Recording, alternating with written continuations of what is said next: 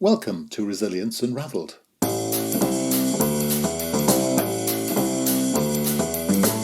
Hi everybody and welcome to Resilience Unravelled, a podcast that examines all aspects of personal and organisational resilience. A huge all-encompassing subject that covers the ability to thrive in life by harnessing your cognitive, emotional, physiological and contextual abilities. I share stories from people who have thrived despite remarkable obstacles, as well as highly successful practitioners and experts across a range of topics. And this podcast introduces their amazing stories and expertise, as well as my own reflections, perspectives, strategies and tips, which come from my own synthesis of themes and trends from wider learning. You can go to qedod.com/extras to access offers, tools and resources, including free articles and ebooks. For those of you that would be interested in supporting our work and contributing more proactively, you can find our new Patreon page at patreon.com. Then search for Resilience Space Unravelled. So, let's get started. Enjoy the show. So today I'm talking to Andy Maratos.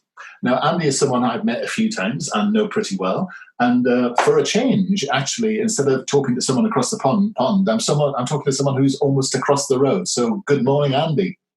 Hi, Russell. And I gather you're just down in Southampton, which is about, 4 miles away from me?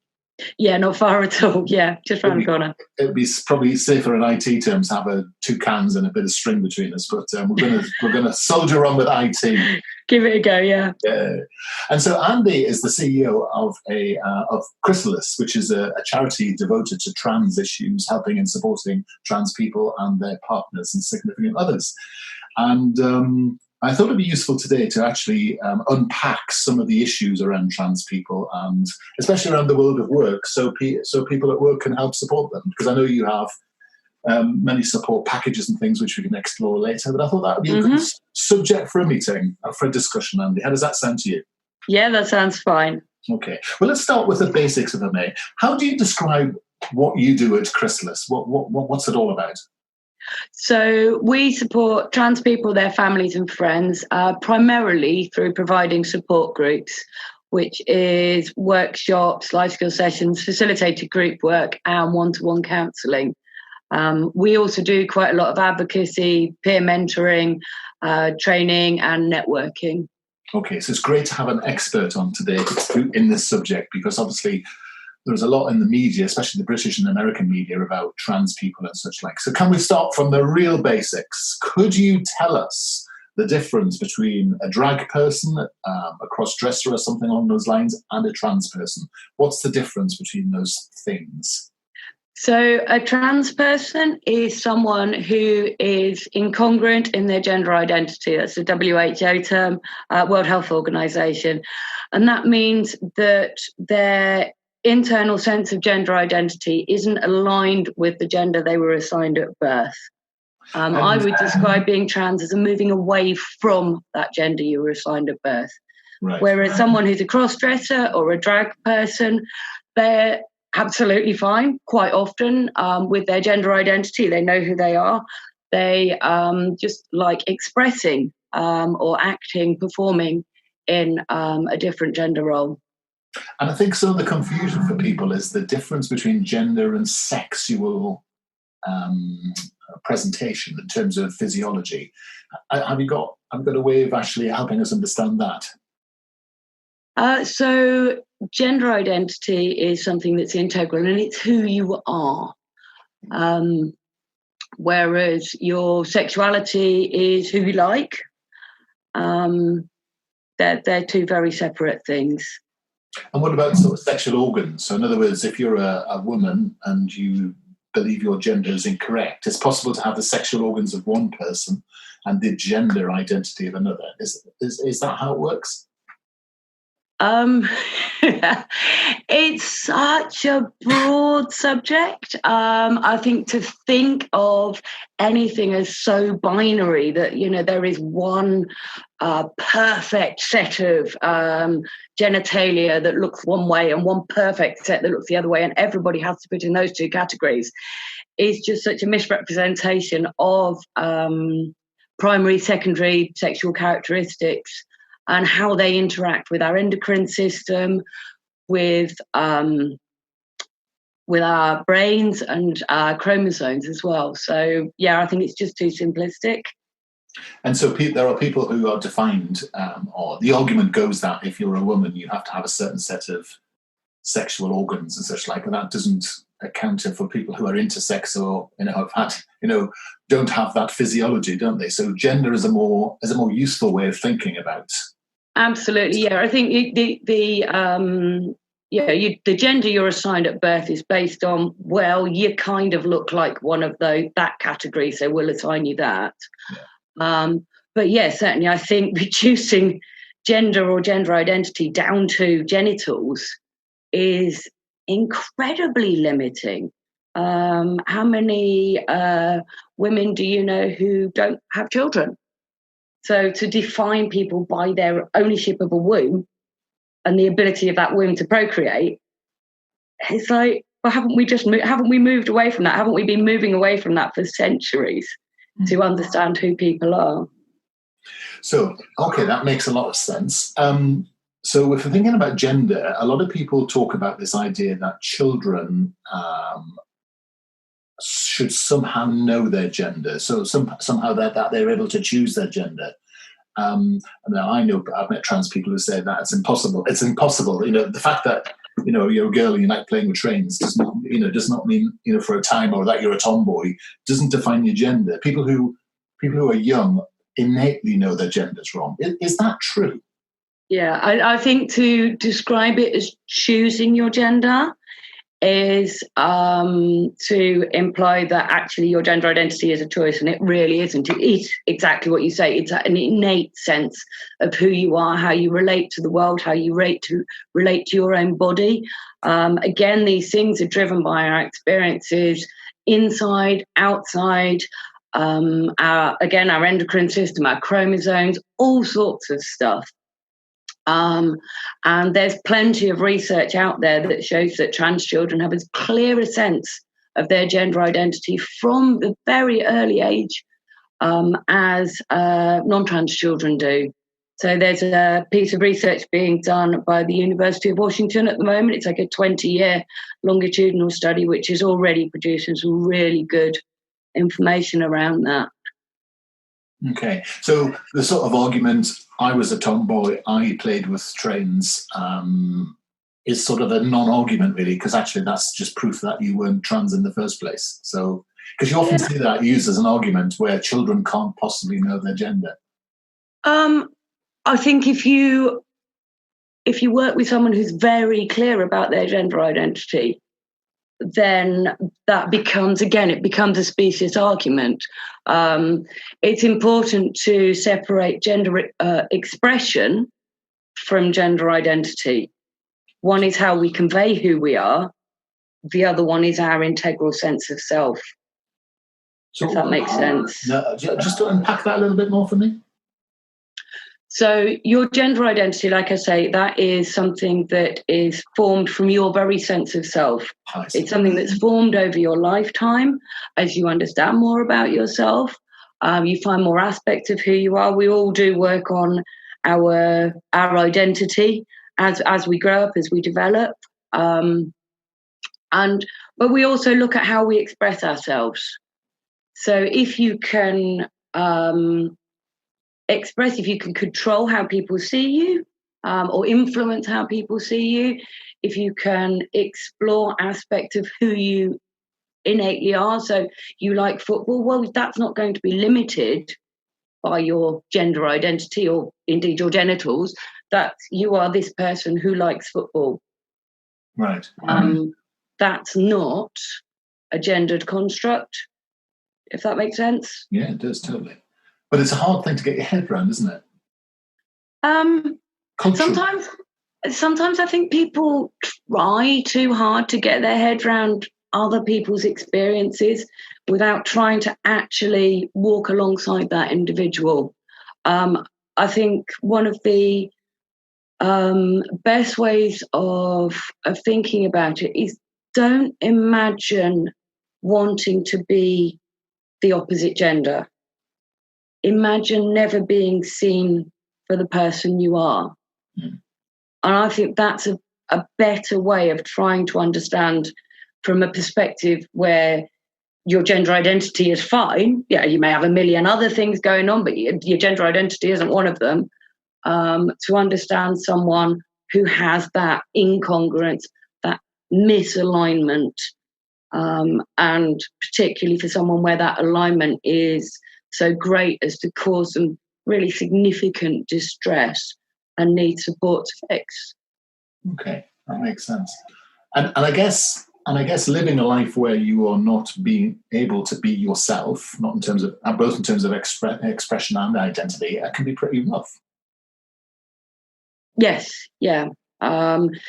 Constantly living behind masks, constantly trying to perform other people's expectations, or living in fear, trying to not let it out. Also, for some people, not realizing that is what's driving all of the mental distress until the world comes crashing down. When we speak to many of the people who come to us for the first time, they describe reaching rock bottom, that it being transition or die, this has to happen because they've reached a point of no more options. They have tried everything else. They've tried to live in their assigned gender. They've tried to believe it's not real. Literally no one questions themselves as much as an individual trans person. Is this real? Am I real? Can I do this?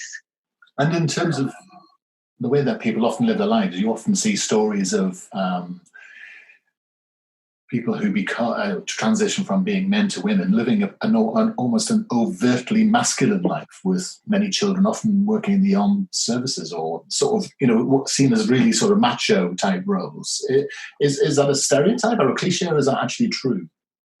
So what people who've lived very stereotypical gender roles before transition. Yeah, absolutely. That's not, none of this is the rule. You can certainly never say all trans people, but any more than you can say all humans. But certainly for a lot of people, for a huge variety of different reasons, may pick a very gendered, like an assigned gendered stereotypical role. So yeah, like you say, perhaps armed forces, or thinking about it the other way, throwing themselves into motherhood and trying to be the absolute perfect man or woman. Because if they can get it right, maybe then all of these feelings will subside, because maybe they're just doing it wrong. So yeah, there's certainly no one path. And there's a lot of noise in the media, and quite a lot of hysteria, really, especially since the way that we recognise gender legally has changed over the last couple of years, or last few years. But actually, how many? I mean, I know it's an impossible question, but roughly how many people are we talking about in terms of maybe, say, the UK population that could or are officially trans, as it were? So there are figures thrown around from between 0.5 to maybe 2 to 5%, but I think we have no idea because we've never surveyed.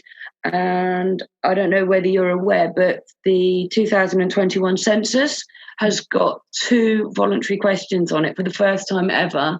One is about your gender identity, and one is about your sexual identity. Right. Or your sexuality.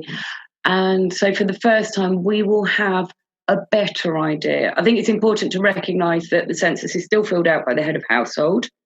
So if you're trans, you may not be out to your family, or you may be out to your family, but they refuse to accept it. So it will still be underreported, but I think we will come closer to an idea of how many people there are. Well, I mean, if you think about, even if you take the midpoint between your two figures, 1.5% of 60 million people, that's quite a lot of people in the UK, isn't it? It's enough people to actually want to care, and to want to fix it, but it is also very much still, a tiny minority compared to wider society. So, and I think what we'll find is that there's an awful lot more non-binary trans people. I know that's a word that's very much come to the fore recently. When the government did their LGBT survey back in 2016, they realised that non-binary identities were much more prevalent than anybody considered. And I think that's actually a really important space to allow to develop and to exist. This space where actually you don't have to be going from A to B or B to A. Like I say, transition is that move away from what you were assigned. So we often hear this word sort of bandied around. There's two words, aren't there? Gender fluid and non-binary. I mean, what does that really mean? So the binary is the male and female as we used to conceive. So very much the stereotypical roles, the Western idea of men do this, women do that. These are men, these are women. We started talking right at the beginning, and you said about genitals, and I think that's probably the clearest. People that fit into this category and that category. But we know that genitals don't define gender identity. They may align, and typically do align, but they don't define it.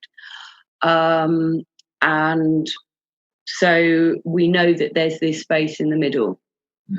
That's the non-binary space.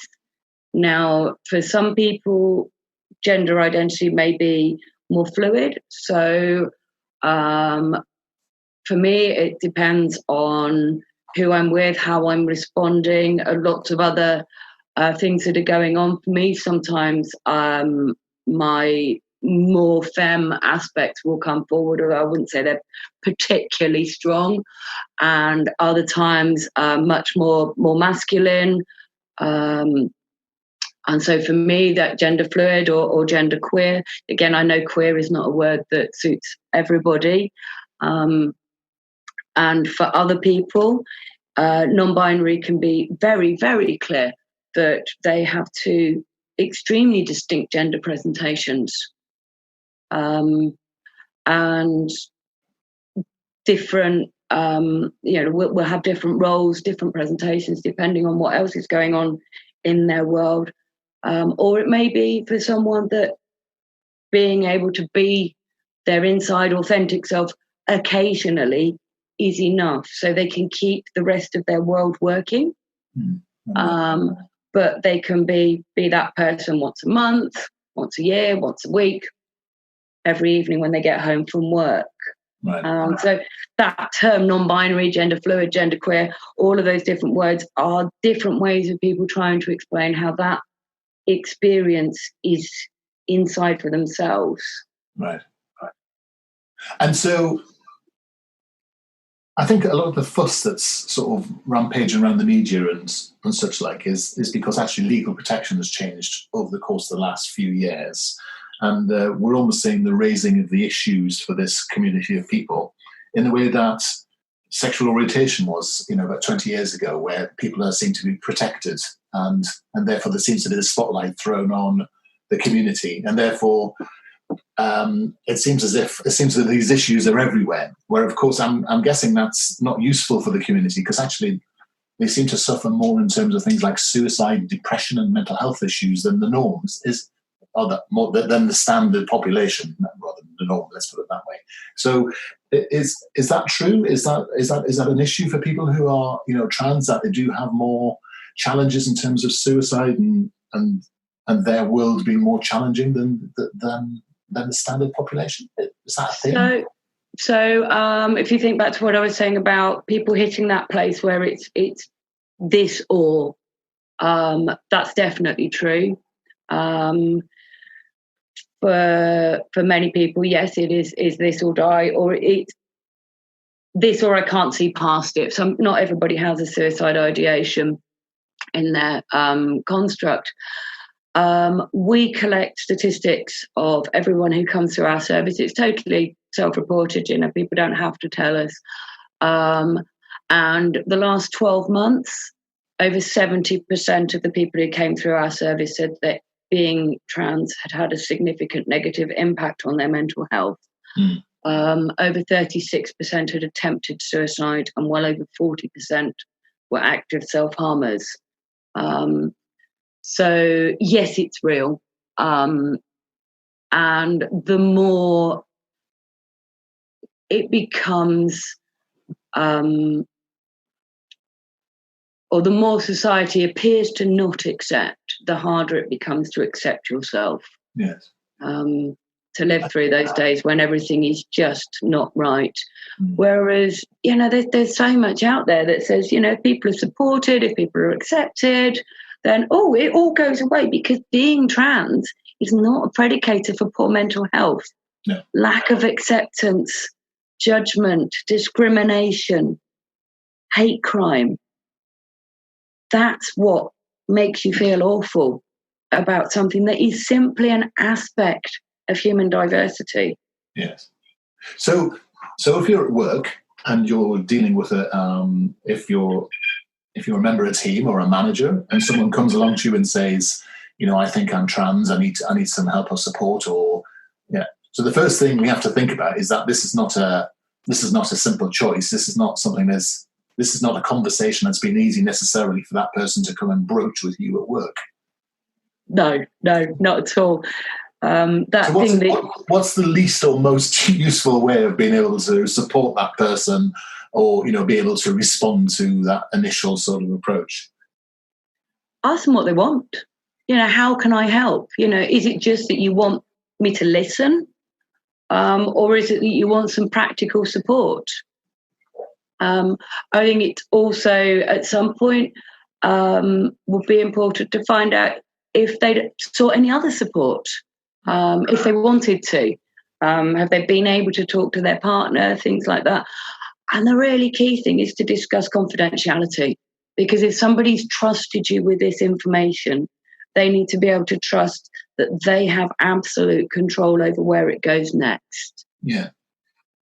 So let's say they're working in an office environment. They come and say, "I'd like, this is what I've finally realised. I need some help and support. I want to live this new life." Mm-hmm. Does an organisation have to do something about this, or can they say, "Well, actually, that's all very lovely, but we're not interested, so there's the door"? I mean, what's possible? No. There's plenty of legal protections. In the same way as if you went to your boss and said, I need some support because I've got a specific medical condition, or I'm pregnant, or or whatever. So under the Equality Act 2010, there is rather a lot of support for trans people. So duty of care is that we need to support and work with these people. Mm-hmm. And so the first question is, so what can I do to help? And is it genuinely as simple as that? I mean, what happens about the contentious subject of toilets and such like? Because that's often a big issue that seems to exercise people's minds. What's a pragmatic solution around that? De-escalate it, quite frankly. Long before anybody in your company comes to you and says, "Oh, I would like to talk to you about being trans or transitioning at work," get some gender-neutral toilets in. Yeah. I'm fairly certain that every time people have been on an aeroplane, the toilets are gender neutral. Most people's bathrooms at home tend to be gender neutral. It's just no big deal. We go into bathrooms to go to the lavatory. That's why we need to use them. We might go in and look in a mirror. They're always quite useful. It can be nice to have them in all toilets. We might go in to take care of some medical or clinical needs, so we maybe need to change a dressing. These are private things that you do in private spaces. Yeah, and so that's my biggest piece of advice. Just make it a non-issue. Yeah, and I think that's the sort of a theme I'm picking up here. It's a sort of so what. So someone's decided to change their gender. I mean, well, so what? In this day and age, why should that be an issue, really? Because actually, if you support, and actually, we've had a couple of trans people on here, and the key thing they've said is if the organisation supports them, they become the most fiercely loyal and particularly productive sort of member of the workforce, don't they? Absolutely, yeah. I mean, being your authentic self, being out at work is, I think it's Stonewall that did that research. It's a 20% increase because you're not hiding this anymore. You're not leaving work and standing on the mat by your car and getting changed into your stuff so that you can drive home your authentic self just for a half an hour. You're not hiding it. You're not fearful of going out in your hometown because people might see you. You can go to a work, you can talk about your partner at work freely, all of these things that just everybody else kind of takes for granted. Yeah. And I think that the important thing there is this is not a choice. Yeah. The only choice is what you do about it. So, and for a lot of people, you are driven to the point where there is no choice even then. It's this or die. Yeah. So, like I say, nobody's going to have got to this point without a huge amount of soul searching.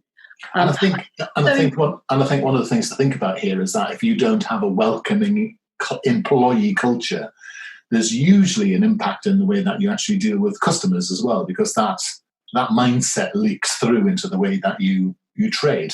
So the better your internal culture, the more accepting and willing you are externally, because your customer base can be as diverse as you like then, can't it? Yeah. Toxic work cultures are harmful for everybody. So, bants in the office that shut down a member of the team because they don't feel like they can join in, don't feel like they're worthy of anything. How productive is that team member, regardless of what the topic being discussed, whether it's race or gender or anything? And the thing to bear in mind with the trans people who have survived to this moment, to the point of talking to you openly about it, is they must have extraordinary levels of resilience, because actually they're bouncing back every single day, if they're not living that authentic self. So that really is a sign of someone whose potential can be, it's a trite word to say, released or unleashed, but it's true, isn't it? Absolutely. But I think also there's that when somebody's come to you, that resilience may be very fragile. They may have come to you because they do need your help. They may need to speak to you as a colleague, as a friend, or simply because you are the HR director and you need to clean some obstructions out of the way. Yeah. But it's everybody's going to be individual. But that resilience will grow. The more you're respected, the more you're able to be yourself. The more people don't assume that you're going to do X, Y, and Z. Yeah. That's another thing, thinking that transition is a social thing. There may be other things that you do, but first and foremost, it's a social thing, and it's getting that social acceptance. Yeah. That is really important. And the point actually is someone comes and talks to you, that's an enormous sign of trust. And it's different for the HR department, where you're right, however wonderful and lovely we all think we are as human beings, there are those amongst us who are actually quite prejudiced about anyone who's different. And therefore, HR are a useful ally in terms of clearing those social obstacles. So do you think part of this and part of the transition plan would be to definitely talk to HR if such a thing exists in your organisation? Oh, I think certainly that it's worth it. I mean, you're going to need things like a new email. Well, you may not everybody changes their name even, but, new email address, new ID badge, that kind of thing. There may be, for some people, they want a coming out at work plan. For other people, it would just be, look, I just want to come in tomorrow like this, and I kind of want it all just okay. Yeah. Some people it's slow. Interesting. So you mentioned earlier that you support trans people and their partners and such like, but I know you do some work around helping organisations deal with these sorts of things. So talk to me a bit about that. So, as an organisation, we've been around since 2005. So, we've gained quite a lot of experience in what it is to be trans and the challenges that people overcome. So, what I would say is Chrysalis can educate you in that experience of being trans. So, we offer training for sort of high-end staff, so like an hour just to talk about what it is and the headline facts. But for front-facing staff, so maybe care workers, support workers, people who are working more directly with trans people, counsellors, whatnot, we can offer a 3-hour training course, which is very much about understanding that experience, just to make people allies, really, or help people become more informed allies. Yes. Yeah, fascinating. And so if people would like to find out more, Andy, how would they find you, or how would they find Chrysalis? So if they go to chrysalisgim.org.uk, then they can check out our website. We're also at chrysalisgim on Facebook, Twitter, and YouTube. Fantastic. And if anyone would like to be a sort of an advocate or a supporter, can they use that same address to do that sort of thing? Absolutely, yes. We're always looking for allies and volunteers. Anybody who wants to get involved. So that's how everybody survives. Yes. Because they've got allies. Yes. And so I think I'm quite inspired by the fact actually you're treating it as being a very normal thing, and the absence of drama and the way you describe it, things I think is in stark relief to what's going on out there. So perhaps we need more people like you, Andy, in the world who are sort of just all, making it sound a little bit more normal, a little less exciting, a little less special or dramatic. Yeah. You say that. I mean, finding yourself, being your authentic self is the most amazing thing anybody can ever do. Yeah. But it's a personal thing. Very true.